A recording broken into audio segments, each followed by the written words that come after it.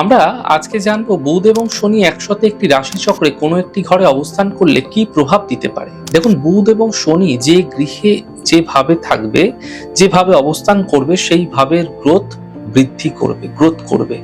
এরকম ধরনের কম্বিনেশনকে খুব ক্লাসিক্যাল কম্বিনেশন বলা যেতে পারে।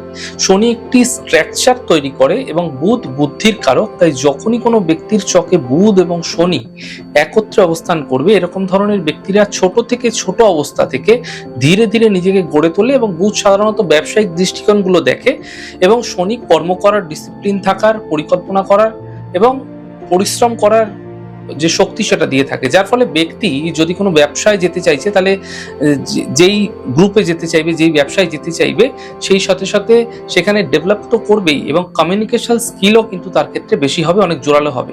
এরা অনেক বেশি নিয়ম কানুন মেনে চলতে ভালোবাসে এবং যে বিষয়ে এরা কাজ করে সে বিষয়ে দক্ষতার সাথে কাজ করতে ভালোবাসে।